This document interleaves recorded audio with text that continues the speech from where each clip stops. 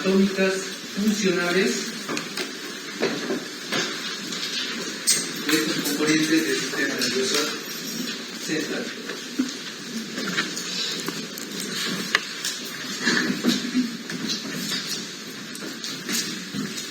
Bien. Cerebro.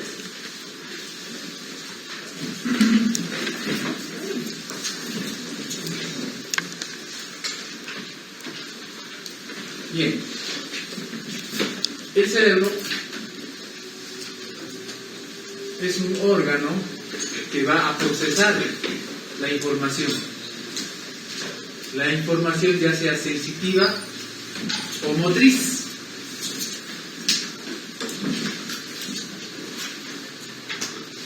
Todos los procesos cognitivos, los procesos intelectuales se van a dar en este órgano, específicamente en la corteza cerebral. ¿Qué es la corteza cerebral? Es la superficie más externa, ¿no?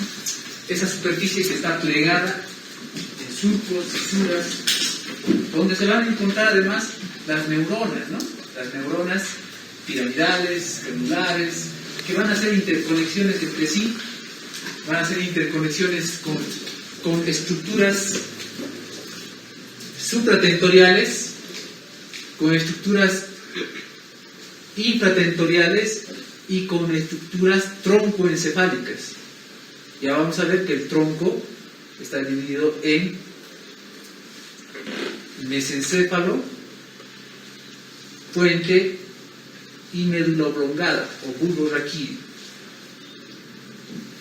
Entonces, estas son las estructuras troncoencefálicas, estructuras infratentoriales por debajo del tentorio, que es este repliegue, y a su vez conexiones o circuitos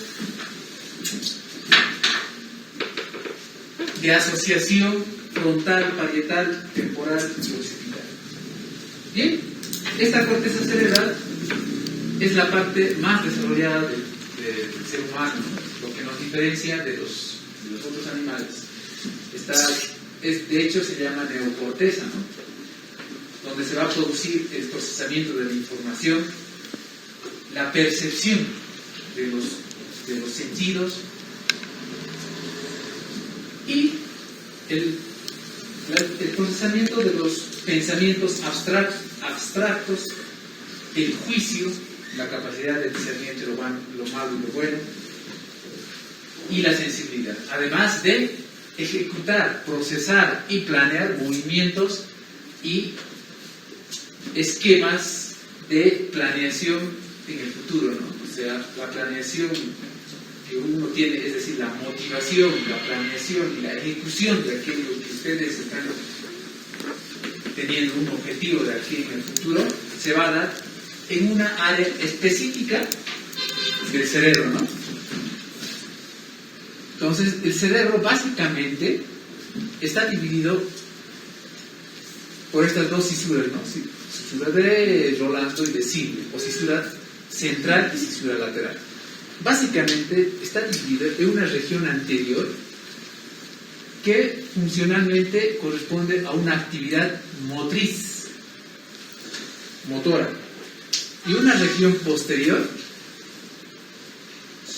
que corresponde a una actividad sensitivo-sensorial. Entonces, vamos a decir que la parte anterior va a procesar esquemas motrices de planeación y ejecución. Y la parte posterior del cerebro, la sensibilidad, va a procesar la percepción del cerebro, la percepción de los sentidos y de las sensaciones. Saben bien que tiene capas, ¿no? Las capas, principalmente estas capas van a estar interconectadas entre sí, pero como pueden ver, una de estas capas está cortada acá. Y las conexiones son tanto, por ejemplo, las células piramidales, esas son las células piramidales, son sus sinapsis o sus proyecciones son verticales, ¿no?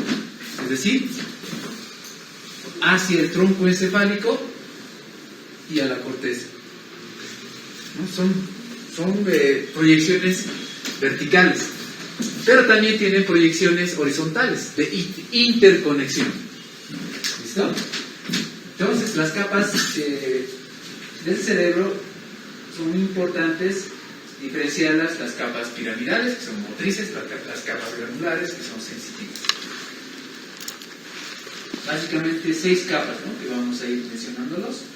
Pero, como les había dicho, la clase de hoy es bastante larga. El cerebro es difícil de expresar en una sola clase, ¿no? Las conexiones corticales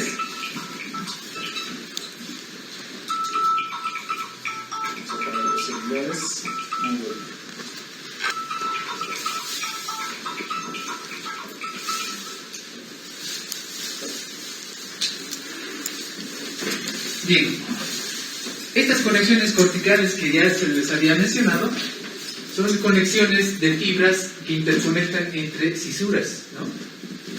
Las fibras en U. Conexiones interlobulares, por ejemplo, el fascículo longitudinal superior, que viene desde el occipital hasta el frontal, ¿no? Fascículo del cíngulo.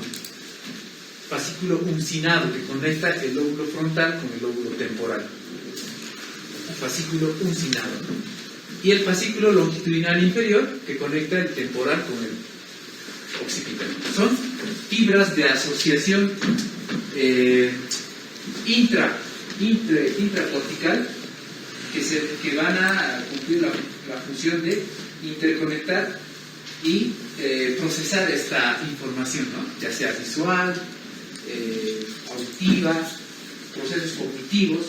Por ejemplo, vamos a ver que este fascículo uncinado está relacionado con el lenguaje, es decir, está conectando el área de Wernicke con el área de Broca, ¿no? Entonces, vamos a ir viendo posteriormente, los clasifican, ¿no? Hay las fibras de proyección, es decir, se van a proyectar, por ejemplo, el fascículo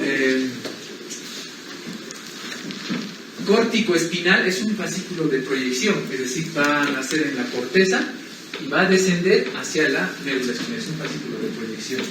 Y al revés, el fascículo espino-talámico, es decir, a ver, este dibujo se ve bien, ¿no? Vamos a dibujar acá, ya. Espino-talámico, ¿no? En sentido ascendente, va a llevar la información sensitiva. Es un fascículo de proyección. Córtico de la corteza espinal. Es también un tipo de fascículo de proyección, es decir, se va a proyectar conexiones largas, ¿no?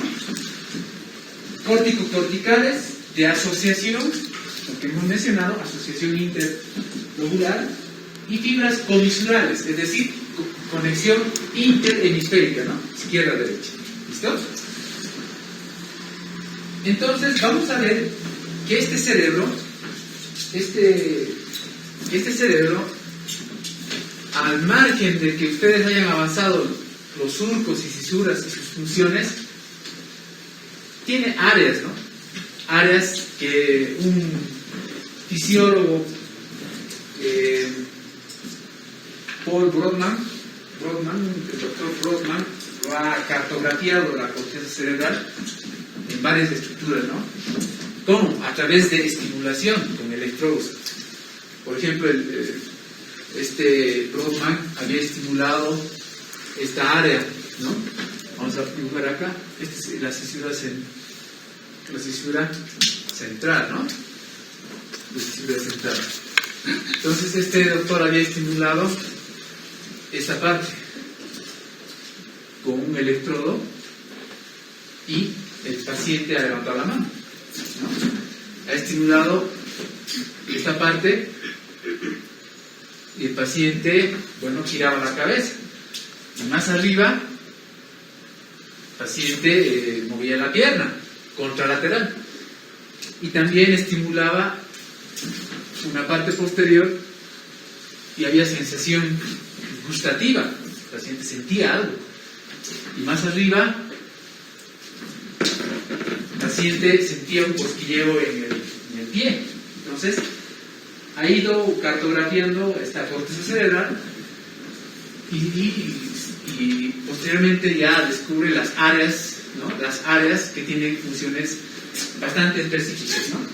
Por ejemplo, las áreas de Brodmann del 9 al 12, es decir, 9, 10, 11, 12, forman parte de la corteza dorsolateral, es decir, la corteza prefrontal.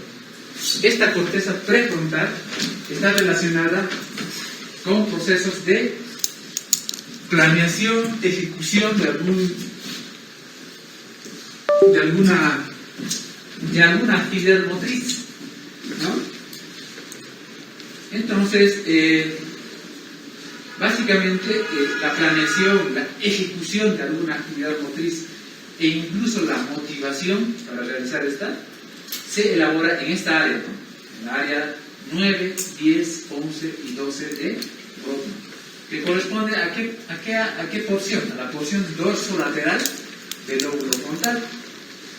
Ahora vamos a ver la porción orbitaria, es decir, la parte basal del lóbulo frontal. Esta área corresponde a las áreas 13 y 14 de Brodmann, cuya función está relacionada principalmente con el control de impulsos, ¿no? El control de impulsos. Es decir, el juicio, la capacidad de discernir entre lo bueno y lo malo, se elabora en esa área, ¿no? Por ejemplo, conocen, ¿no? del asesino serial, sexual, psicópata, ¿no es cierto? Esos pacientes tienen alguna alteración bioquímica en esta área. Por eso es que estos pacientes no tienen esa capacidad de discernir entre lo bueno y lo malo y hacen cosas que normalmente no se debería hacer, ¿no? Entonces, esas son las áreas 13 y 14 del Brodmann, ¿no? La región órbitofrontal, también llamada, ¿no? Y está conectada con la estructura límbica, dice. La estructura límbica, el sistema límbico, es igual a una corteza que se encuentra en la cara medial, pero que está relacionado con conductas instintivas, es decir, alimentación, reproducción,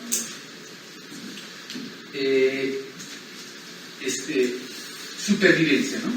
Entonces son funciones bastante arcaicas, antiguas, que filogenéticamente incluso se han resolvido antes, ¿no? Entonces pueden ver que estas áreas están conectadas con este sistema límbico. El sistema límbico con la área frontal orbitaria, muy estrechamente relacionado. Por eso es que los pacientes que tienen alteraciones en estas regiones frontales anteriores son pacientes psiquiátricos, ¿no? Los pacientes psiquiátricos tienen estas alteraciones. Ahora vamos a ver la región frontal medial, es decir, la cara medial de la región frontal, ¿no? Se ve bien, ¿no? Faltan algunas partes. Bien, estamos en el lóbulo frontal. Este lóbulo frontal medial corresponde a las áreas de Brodmann 32 a 33, ¿no? La corteza frontal medial juega un papel muy importante en el control de la alerta, ¿no? Es decir, la capacidad de emitir alguna respuesta emotiva ante un estímulo. Se dice que alteraciones a este nivel producen una enfermedad llamada el mutismo aquinético. ¿Qué quiere decir? Mutismo. No puede hablar, aquinético, no se puede mover. Pero no es que no pueda moverse, sino es que no quiere moverse. O sea, el paciente está todo, los circuitos motores están conservados, pero el paciente, como es psiquiátrico, no quiere moverse y no quiere hablar.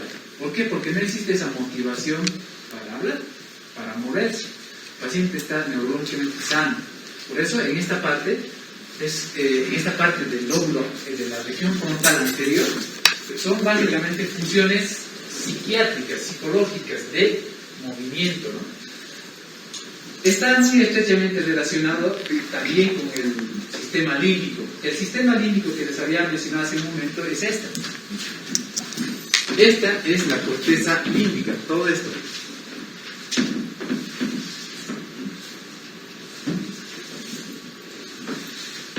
Esta es la corteza del cíngulo, la corteza de las emociones, ¿no?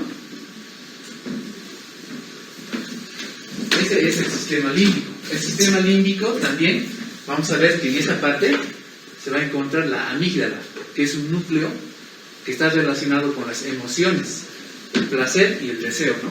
En esa parte, en el lóbulo temporal. Y todo esto es la corteza límbica, es decir, lo primero que se ha formado en la escala evolutiva. ¿Listo? Entonces, pueden ver que esta región frontal mesial está relacionado también con el sistema límbico. ¿Listo? Entonces, son funciones psiquiátricas, ¿no? Son funciones psicológicas, ¿no? de la región frontal. Vamos a ir un poquito más hacia atrás. Seguimos en el lóbulo frontal. Vamos a ir un poquito más hacia atrás y nos encontramos con la región, con el área 8. El área 8 es el área de los movimientos oculares conjugados. Este doctor Brodmann había estimulado esa área, ¿no? Donde está marcado. Ha estimulado esa área, por ejemplo, mi área 8, que se encuentra en mi región frontal, con un electroestímulo en el lado izquierdo, por ejemplo, en el lado izquierdo estimuló. Entonces, ¿qué hizo el paciente? Desvió sus ojos al lado contralateral, ¿no? Entonces, estimuló al otro lado, la otra área 8, el paciente desviaba sus ojos al otro lado. Entonces lo denominó área de los movimientos oculares conjugados, porque eran conjugados, no era un solo ojo, ¿no? Eran conjugados. Esto es muy importante porque ya posteriormente, ya vamos a ver en patología, que pacientes que tienen lesiones cerebrales miran su lesión, ¿se acuerdan? Un paciente que está con hemorragia cerebral y le ves los ojos, está desviado, está mirando su lesión, está diciendo, ahí está mi hemorragia, ¿no es cierto?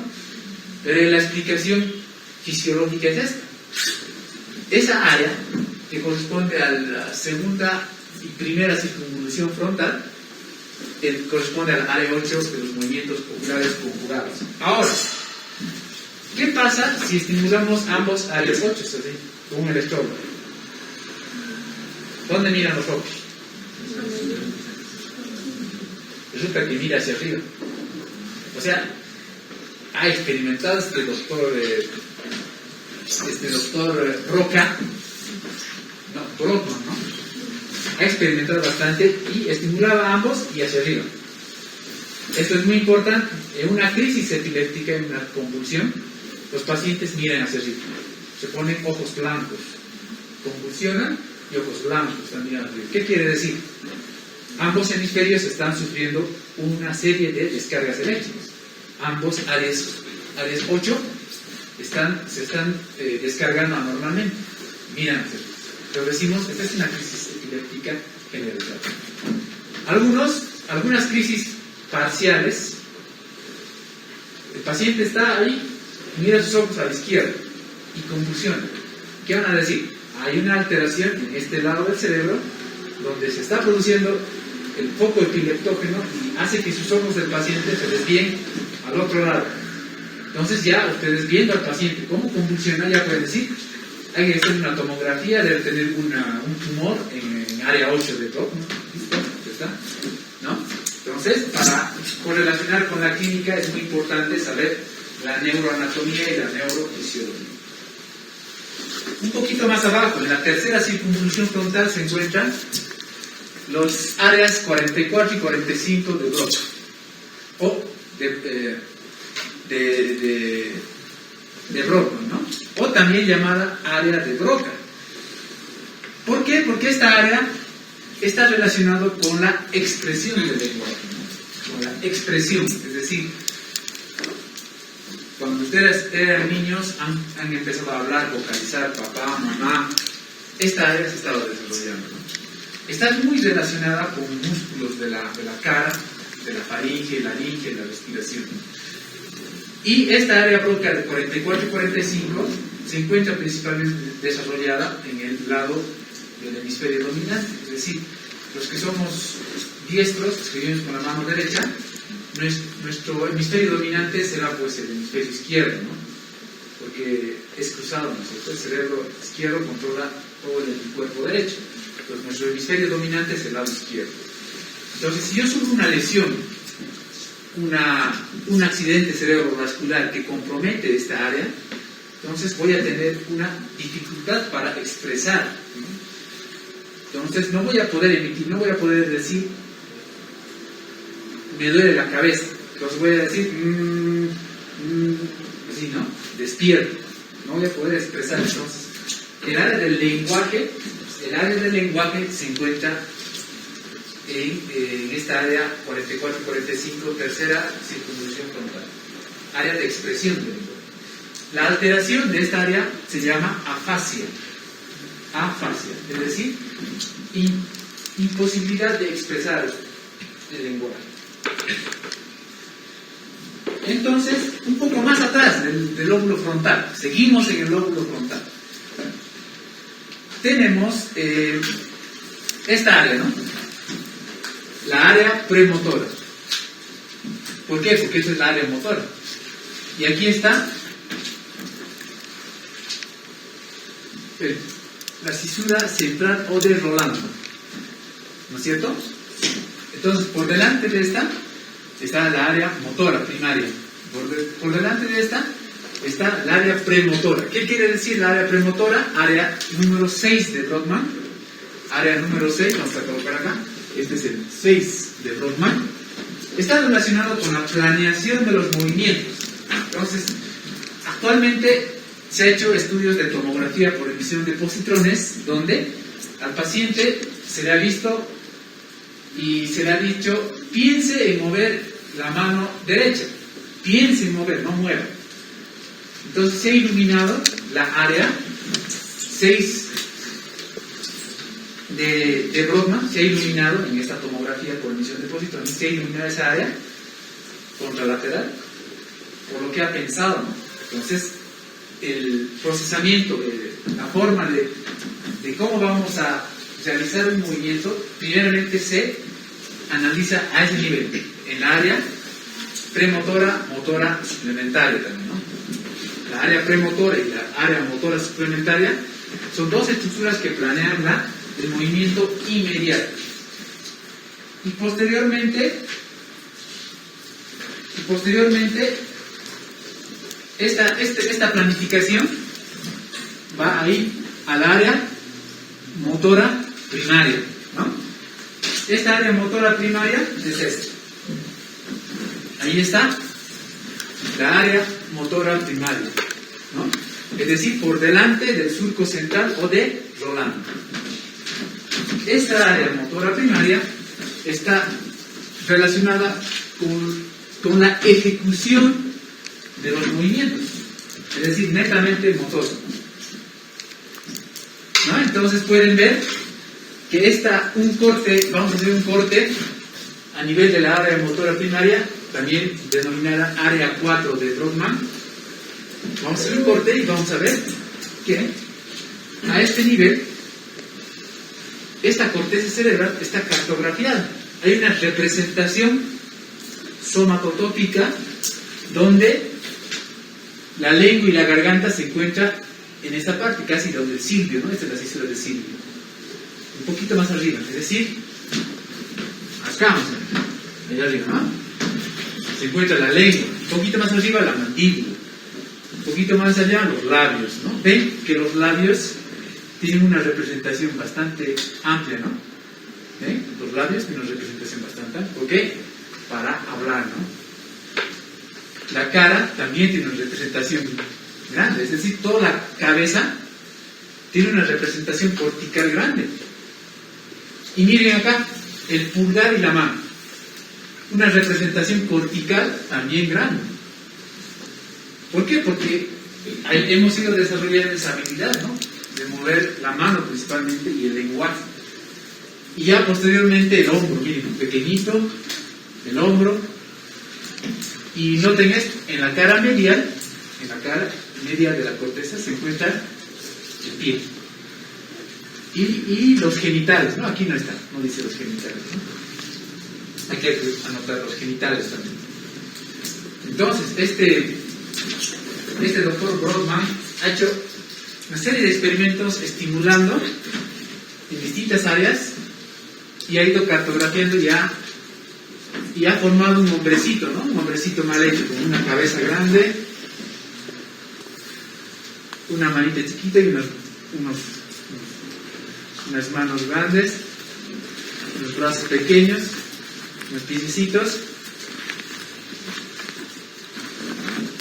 y un labio bastante grande, y a esto se lo ha denominado homúnculo de Pentio, ¿no? Ese es el homúnculo motor de Pentio, ese es un hombrecito deforme, ¿no? El homúnculo motor de Pentio, que corresponde a las representaciones corticales de las áreas motoras primarias. Entonces, vamos a ver que si existe un tumor a nivel dorsal de la región frontal, va a afectar principalmente la cabeza y la mano. Entonces va a tener una focalidad motora, no va a poder mover la mano derecha ni la expresión facial de la cara, ¿no? Pero el pie va a estar conservado, ¿no? O levemente afectado. El paciente va a venir caminando y de esta manera súbitamente no puedo mover mi mano para expresar, ¿no? Entonces no vamos a decir, la lesión debe ser a nivel dorsolateral. Ahora, si el paciente viene con una focalidad solo de pie y no de mano, el paciente viene y súbitamente el pie no me responde. Entonces vamos a decir, hay una lesión en la cara medial del área motora primaria. Entonces, es muy importante que ese es el lóbulo frontal. Ahora vamos a irnos al lóbulo parietal. De la misma manera tenemos el homúnculo sensitivo de Pentio.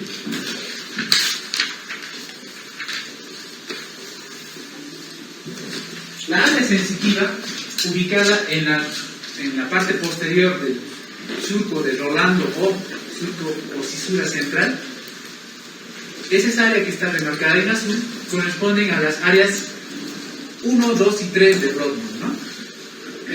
Esa área es la encargada no de percibir, sino de sentir los estímulos táctiles, termoalgésicos de toda la piel, de estructuras del cuerpo, ¿no? Vamos a ver la diferencia, ¿no? Miren, el abdomen se encuentra en la parte más oculta, ¿no? En la parte más inferior, casi esta es la cisura de Silvio, esta parte el abdomen se encuentra ahí. La sensación, o sea, cuando ustedes tienen un dolor de estómago, aquí se está procesando ese dolor. La lengua, miren, como lo contrario, ¿no? Chiquito. En el motor era grande, una lengua grande. En este es chiquito. Miren cómo están los labios. Hay una representación bastante grande de los labios, ¿no? Corticalmente hablando. La mano igual. Y el dedo, el pulgar. Existe una representación cortical bastante amplia para el pulgar, porque tenemos bastante sensibilidad a ese nivel, ¿no? De la misma forma, los pies en la cara medial y los genitales, ¿bien? En la cara medial de esta porción parietal, ¿no? Entonces, existe una representación somatotópica cortical de la sensibilidad en esta área, ¿no? Áreas 1, 2 y 3 de todo. De la misma manera, si existe una alteración en la sensibilidad de un cuerpo, se llama hipoestesia, anestesia, que nos indica alguna alteración en esta área del cerebro, ¿no? Tenemos un poquito más hacia atrás la área de asociación sensitiva.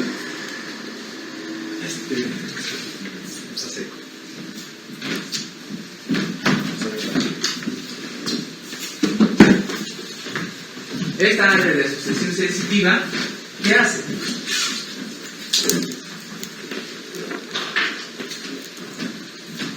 procesa la información sensorial que ha llegado a esta área sensorial primaria, lo procesa y vamos a darle significado a esa sensación.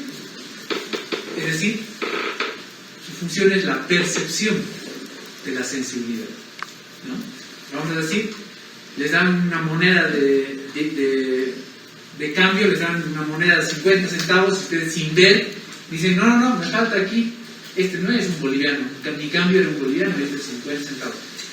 En la percepción se elabora en esta área, ¿no? Esta es la área 7 de Brodmann. El área 7 de Brodmann relacionado con el procesamiento de la información sensitiva. Lo va a relacionar con experiencias pasadas, ¿no? Lo va a relacionar y vamos a percibir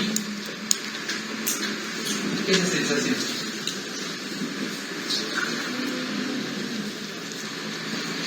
Hay otra área de asociación sensorial un poquito más abajo, es la área 40 y 41 de Brodmann, llamada también giro angular y supramarginal. ¿Ya? Esta porción es bastante interesante. Va a procesar la información, pero no solo de la región sensorial primaria. Va a procesar información de la área visual, de la área auditiva e incluso de la región frontal.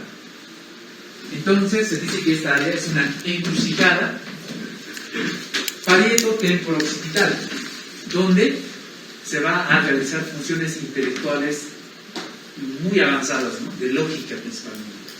A este nivel se procesa el cálculo, la lectura, la escritura, ¿no? El razonamiento lógico.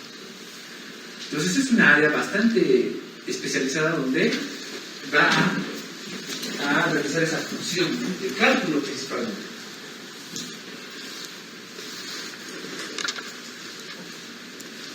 Vamos a ir bajando, ya estamos en el lóbulo. ¿Qué lóbulo es este? Temporal. Ya en el lóbulo temporal vamos a encontrar esta área 21 y 22 de Brodmann, llamada también área de Wernicke. Esta área de Wernicke, área 21 y 22, está relacionado con el lenguaje también, pero con la comprensión del lenguaje, ¿no? Está relacionado con la comprensión del lenguaje. Es decir, cuando una persona sufre una lesión a este nivel, se encuentra más o menos, miren la localización, esta es la fisura lateral vesible, ¿no? Se encuentra en el labio inferior, un poco posterior a la fisura vesible. ¿Ya? Es muy importante, en la primera circunvolución temporal. Cuando alguien sufre una lesión a este nivel, va a tener una afasia, pero de comprensión. Es decir, el sujeto va a escuchar el sonido, pero va a sentir que están hablando en otro idioma, en alemán, por ejemplo. Le están hablando. Y él no entiende, está escuchando todas las palabras, pero no entiende a qué se refiere. Entonces la comprensión del lenguaje se encuentra en esta área. Hay muchos casos, bastantes casos, donde se compromete en esta área, ¿no? Principalmente en accidentes cerebrovasculares isquémicos, donde el paciente te ve, no te habla nada, te ve con un sentimiento de terror, tristeza, frustración, porque le estás preguntando, ¿qué te duele, señora? ¿Qué ha pasado? ¿Por qué se ha desmayado? ¿Le ha dado una embolia, una hemorragia? ¿Cuántos años tiene usted? ¿De dónde es? ¿Dónde vive? Debemos encontrar en la calle. Y el paciente les está mirando así, aterrorizados, sin hablar, sin poder, ¿no? Entonces, la área de comprensión del lenguaje, ¿no? ¿Listo? Esto se asocia, ya hemos dicho, ¿no? A través de fibras de asociación, fascículo uncinado con el área de Broca, área del lenguaje expresivo. Entonces esta área del lenguaje de comprensión Es muy importante saber también que se encuentra en el hemisferio dominante, es decir, en el lado izquierdo. ¿Quiénes son zurdos aquí? A ver, escriben con la mano izquierda. Levanten la mano. 1, 2, 3, 4, 5, 6. De ustedes, su área dominante está en el lado derecho. ¿Ya? Es muy importante. ¿Por qué? Para ver un paciente que va a tener esta afasia de comprensión o tal vez afasia de expresión, tienen que preguntar al familiar, ¿no? Y él era zurdo, era diestro, les va a decir, era zurdo, les va a decir. Ah, entonces con razón, tiene un infarto en el lado derecho y ahí se encuentra su área de Wernicke, su área de Broca. Entonces explica por qué su familiar no puede hablar, no le puede hablar. Su familiar tiene una afasia, es una alteración del sistema nervioso central, ¿no? Le pueden explicar al familiar. Eso en el lóbulo temporal. Ahora, en el lóbulo occipital se encuentra la área visual primaria, ¿no? El área visual primaria corresponde a esta porción. Toda esta porción.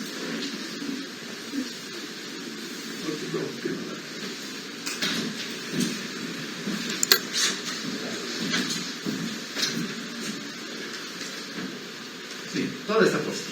Área 17 de Brodmann, ¿no? La área 17 de Brodmann, la área 17 de Brodmann relacionado con la visión, no, es decir, percepción, con la captación del estímulo visual. Se va a captar el estímulo visual, se va a hacer consciente el estímulo visual en esta área. ¿Listo? El estímulo visual, como pueden ver, esta es la vía visual. Empieza aquí en los ojos. Nervio óptico, quiasma óptico, un relevo en el tálamo, un relevo y un circuito y el asa de Hegel, asa de Meyer, y se proyecta en esta área, ¿no? Entonces va a cruzar toda esa parte en la área 17 de Brodmann, área visual primaria. Área de asociación visual. Vamos a ver que por delante, en celeste, se encuentra el área de asociación visual. ¿Qué quiere decir asociación? Lo mismo. Procesamiento de esa información visual. Ya hemos dicho que se ha hecho consciente. En el área visual primaria se ha hecho consciente, se hace consciente la percepción visual. Pero la interpretación de esa percepción visual, para decir, eso es un vaso, aquello es un bus, es un taxi, darle significado a eso, se ejecuta en la área de Brodmann 18 y 19, en la área visual de asociación. Pueden ver que abarca tanto estructuras dorsales, dorsolaterales, como mesiales, ¿no?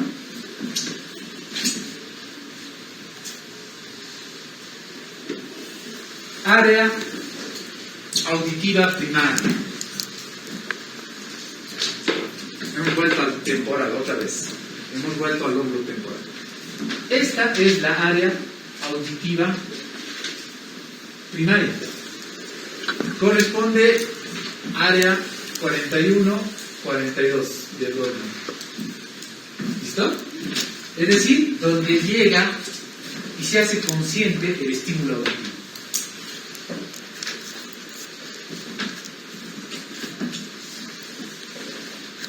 Se hace consciente. En el lóbulo temporal, en la porción, en el labio inferior, una serie de cisuras se llaman giros de Hedge, son así. ¿No? Esa partecita está relacionada con la percepción auditiva, mejor dicho, con la captación auditiva. Se encuentra en ambos lados, bilateral. Y un poquito más hacia atrás, periféricamente, aquí está. Este es el área visual primaria, área auditiva primaria, ¿no? Y alrededor, es decir, lo que está en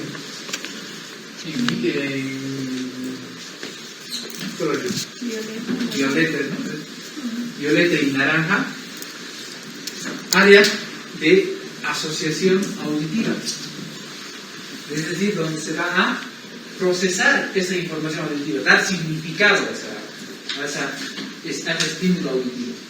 También llamada área de Wernicke, ¿no? El área de Wernicke es el área del lenguaje comprensivo. Entonces, escuchamos una palabra en inglés y nosotros le damos significado, ¿no? Open the door. Allá, bueno, hay que abrir la puerta, ¿no? Entonces, se procesa esa información auditiva.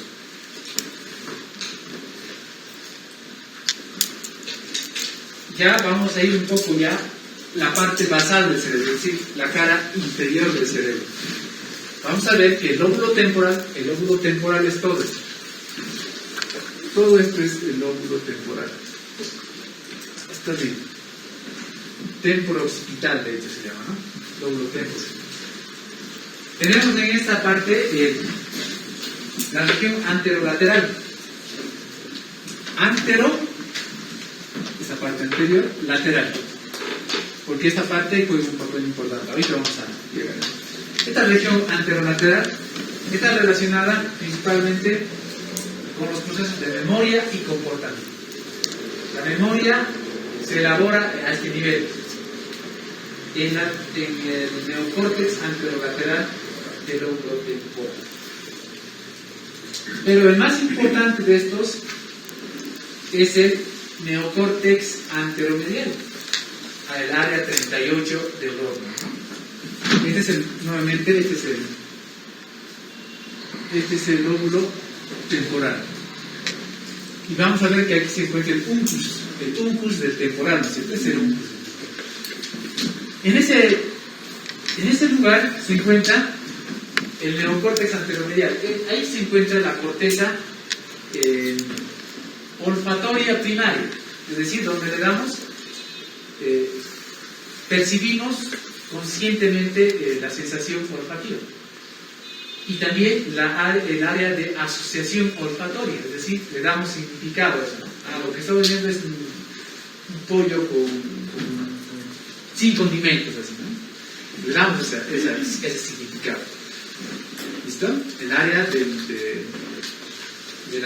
la percepción del olfato, de los aromas.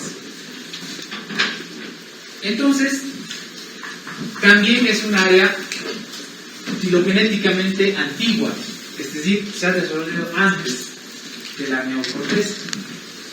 Entonces, la olfación es una función antigua, ¿no? Está relacionado también con funciones emocionales. Ahí se encuentra la percepción de las sensaciones, ¿no? De emoción, tristeza, alegría. Justamente ahí también, en la profundidad de esta corteza, se encuentra la amígdala, hemos dicho, ¿no es cierto? Es un núcleo, la amígdala, que está relacionado con actividades emocionales y también principalmente con la memoria. La memoria se procesa en esta corteza. En esta corteza se procesa la memoria. Aquí se encuentran los cuerpos amónicos. Aquí se encuentra también este es el lóbulo del hipocampo, donde aquí está, ¿no? Es el lóbulo del hipocampo, donde se encuentran circuitos reverberantes, ¿no? Circuitos reverberantes, es decir, una neurona se comunica con otra neurona, ahí mismo, pero le estimula a este y esta a su vez le estimula a este. O sea, circuitos reverberantes. ¿Qué quiere decir? ¿Qué áreas de Brodmann? 38. Memoricen esa área, 38. ¿Cómo memorizan ustedes? Área 38 de Brodmann, área olfatoria primaria, ¿no? Entonces, repiten. Área olfatoria primaria, área 38 de Brodmann. Otra vez, área 38. Repiten ustedes, ¿no es cierto? Están haciendo lo mismo. Están haciendo una retroalimentación constante. La memoria a corto plazo se realiza acá. El circuito reverberante. Memoria de corto plazo. Cuando ese estímulo no es impulsado constantemente, este circuito reverberante se extingue y se olvida. La memoria de corto plazo se olvida. Cuando esa memoria de corto plazo se establece, se produce cambios biológicos en estas neuronas, porque estos son cambios funcionales, conexiones funcionales. Cuando se realice cambios estructurales, esta memoria pasa a una memoria de largo plazo. ¿Cómo? Bueno, este no es el dibujo adecuado, pero a través de esos circuitos de asociación que les había mencionado, pasa, si es una memoria auditiva, irá al lóbulo temporal y se va a guardar en la corteza temporal. Si es algo de cálculo, se irá a la corteza parietal. Si es algún proceso motor, se irá al lóbulo frontal, ¿no? Entonces esta área lo va a ir distribuyendo como un bibliotecario, lo va a ir guardando en distintos lugares de la corteza cerebral para que pueda ser una memoria de largo plazo.